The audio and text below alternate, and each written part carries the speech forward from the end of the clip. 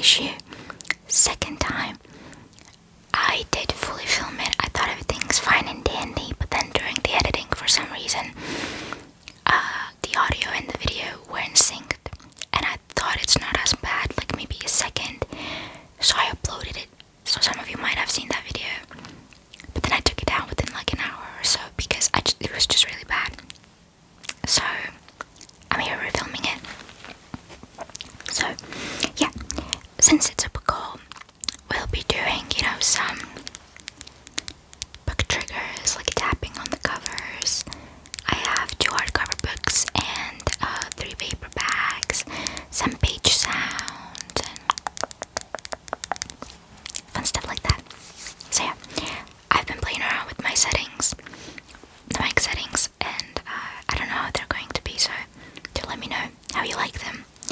So yeah, let's start with, I guess we can do them in the order that I have them stacked up here. Oh, sorry, my eyebrows itchy. Okay, so the first one I have is I Wish You All the Best by Mason Deaver. I believe Mason Deaver is non-binary, so I am referring to them by they, them on purpose, because I believe that's the pronouns that they 100% use. And to keep the topic of non-binary people, it is a book about non-binary protagonists as well. I love how they included kind of the non-binary flag colors, like the purple and the yellow and the white, the purple, yellow, and the white and stuff like that. Technically, this could be count. I think is it. What is his name? Nathan. His hair, I guess, could count as like black. So yeah. I forgot to mention. I'm really scatterbrained yet again. None of these books were recent purchases. I bought all of these books within past 6 months, I think, perhaps.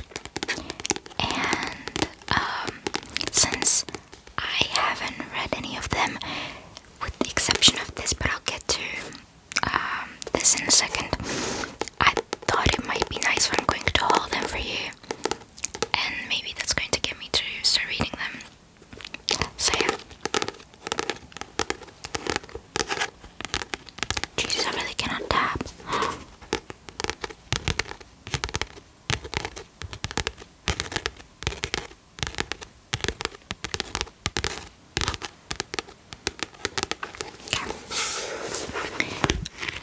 Some page sounds. This book, well, as I mentioned, I haven't read any of these books, but this one I am about 3/4 in. But the thing is, I bought this during the summer 2022. Yes, indeed. And I actually got to the 3rd quarter of the book pretty fast, but then I stopped reading for whatever reason and I didn't get back into it. So now I am wondering if I should just finish the whatever's left, or I should just start reading again. And if I were to start reading it again, I've been thinking it might be nice if I would maybe read it on the channel. So yeah, maybe in not the format that I have my The Last of Us franchise, my installment of the art books, since there's, it's just blank pages. So maybe this type of video, so my face in it and just reading the book. But yeah, let's read the blurb. It's just 3 words. I am non-binary, but that's all it takes to change everything. After coming out to their parents as non-binary, Ben the Backer is thrown out of their house and forced to move in with their estranged older sister Hannah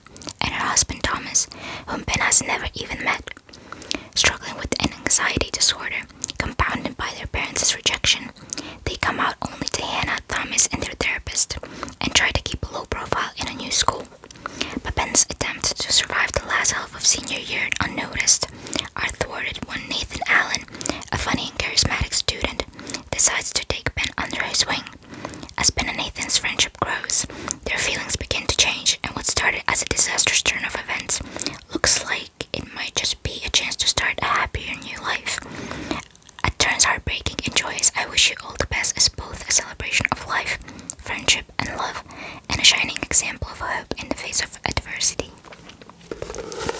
So I found out about this book through Bookstagram. I'm not really all that active on Bookstagram, actually.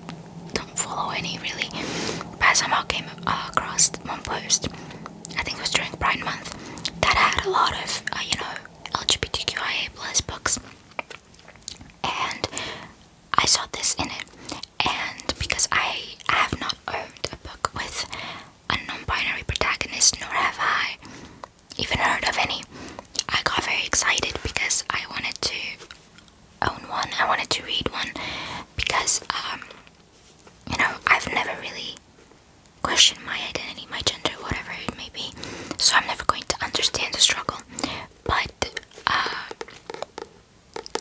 I feel like it's important that even people who never, questioned anything regarding this, read books like this to see and to kind of get thrown into the world and have a better understanding and be more compassionate. I think the thing that got me 100% to buy the book was, it's not obviously in this blurb, so maybe it was on Goodreads or whatever, that it mentioned kind of the struggle of, for example, gendered clothing sections in stores. And I know that, for example, gendered bathrooms are, a well-known thing that, to a certain extent it's understandable why they exist, but also it's just unfair for people who don't identify as either, and they have to go by their primary sex characteristics rather than, what they actually identify as, whatever. But it never clicked in my head about, the clothing sections. It's so stupid and it's so obvious, but it never did. So in that moment, I just knew that I wanted to read this book to see different things that I maybe wouldn't think of, but, matter a lot. So yeah, I think Mason Deaver's style of writing is pretty easy to get through. Obviously, there's a lot of potentially triggering topics, like rejection from parents coming out, a lot of stuff like that. So I'm not gonna say it's like an easy read in that sense, but the style of writing of Mason Deaver is pretty easy to be digested. So yeah, so that's the first book. Let's see here. Okay. Ugh. Next up, I have the infamous The First to Die at the End by Adam Silvera.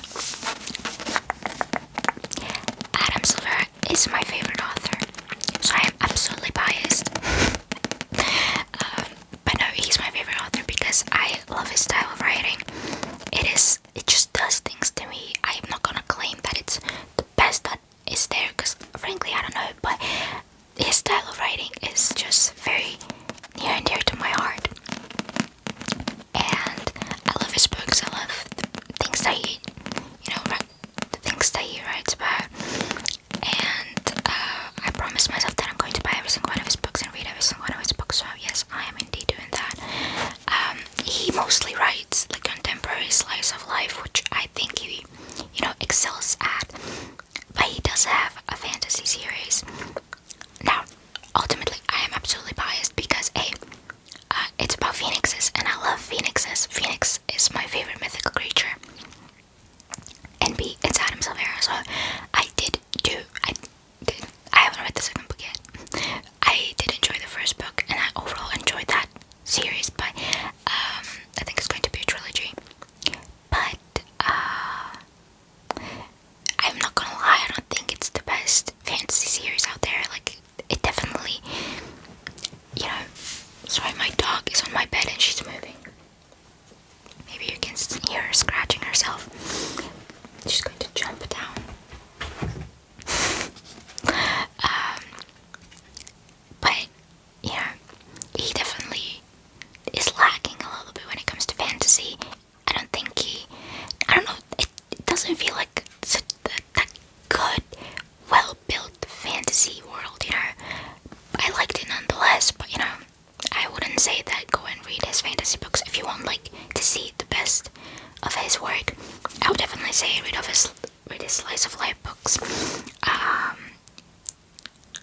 this is the prequel to They Both Die at the End.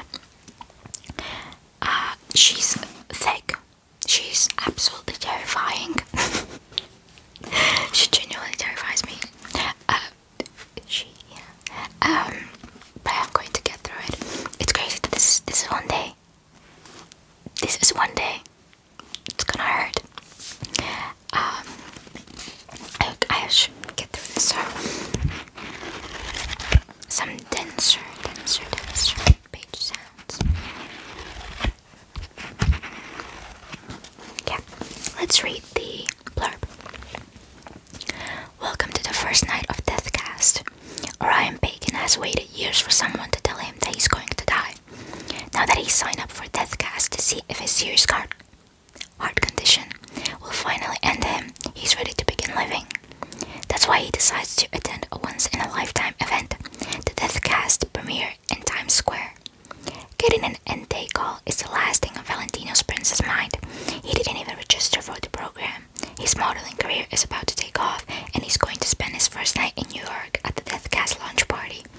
Orion and Valentino meet, and their bond is undeniable. But when Deathcast makes their first round of calls, everything changes when one boy discovers he's about to die, and the other's life will never be the same after this extraordinary heartbreaking day.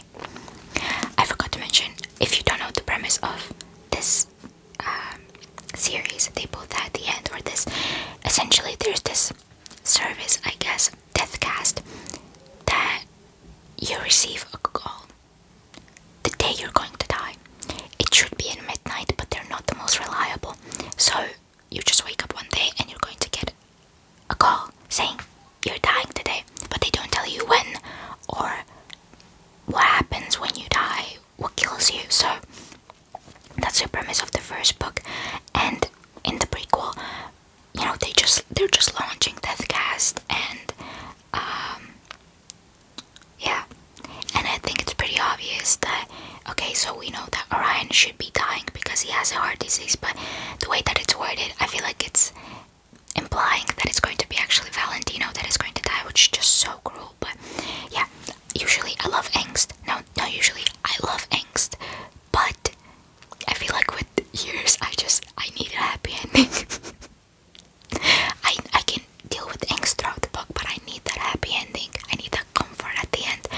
And I know his books don't offer comfort. That's all I'm going to tell you. But yeah, I'm really excited about this, and I'm so excited that I have this cover, the dark blue one, because I love dark blue. Second, you can see like the Reaper, the skull, the shadow is a Reaper. It's just brilliant. And the first book also has a cover like that, and it's so good. Okay, next up, we've got a hardcover. I'm going to also tap on it without the sleeve, but we have Sirens and Muses by Antonia Ingres. I believe this is their debut novel. To be fair, I haven't heard anything about this book ever, and I'm going to be fully honest with you. The thing that got me to buy it, mostly, was that I love oil paintings,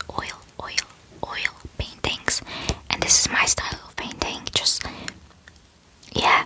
Then I found out that it's actually not like customized oil painting for the book, but it's from like Shutterstock. And it has an interesting premise anyway. I'm going to read it, and then we're going to tap a little bit. For artists are drawn into a web of rivalry, can never say that word, and desire at an elite art school and on the streets of New York, another New York one, in his magnificent debut for fans of writers and lovers in the Goldfinch. It's 2011. America is in a deep recession and Occupy Wall Street is escalating. But at the elite-run College of Art, students paint and sculpt in a rarefied bubble. Louisa Arsenault, I believe there's a French surname that I'm just guessing how it's pronounced, so sorry if you see her surname somewhere and think, wow, she's stupid, she mispronounced that. I don't speak French. French is a very terrifying language, beautiful but terrifying. Okay, Louisa Arsenault is a thoughtful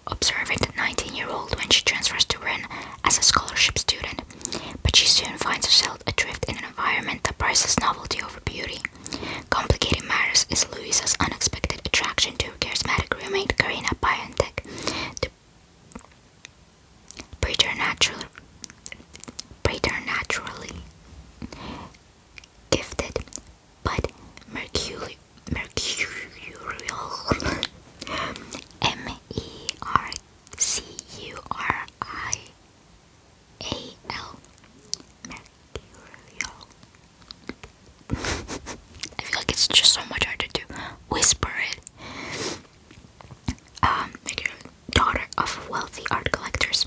Gradually, Louisa and Karina are drawn into an intense sensual and artistic relationship, one that forces them to confront their deepest desires and fears. But Karina can also shake her fascination with Preston Utley, a senior and anti-capitalist internet provocateur, who is publicly feuding with the visiting professor and a political painter, Robert Berger, a once controversial figurehead seeking to regain relevance.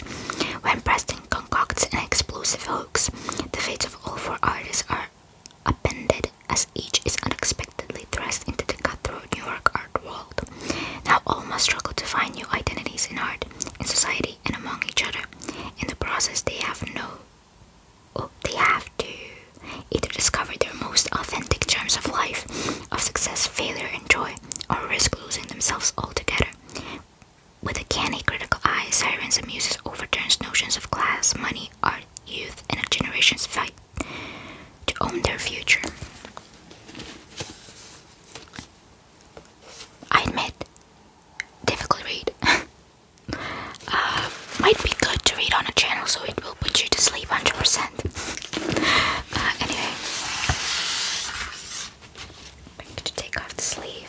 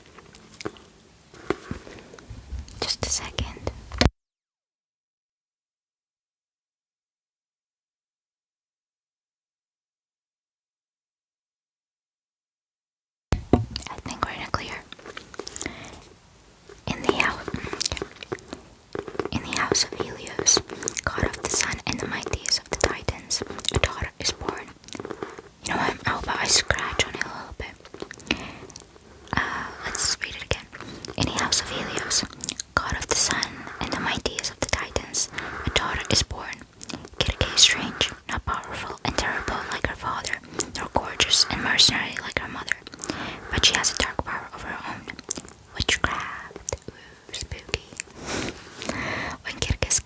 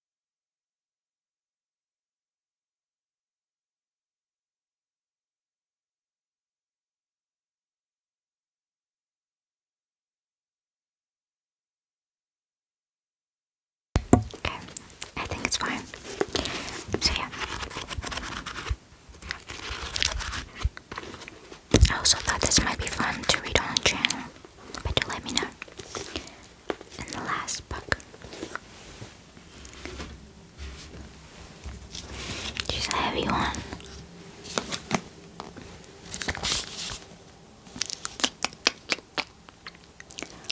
Lost Cities, Ancient Tombs. 100 Discoveries That Changed the World. I am an absolute slut for archaeology, for lost cities, ancient civilizations, and all that. So this is, I feel like a kid in a candy store when I'm holding this. It's heavy, it's really thick. It has stark white pages because, of course, it does. It is by National Geographic. And I'm going to take off the sleeve.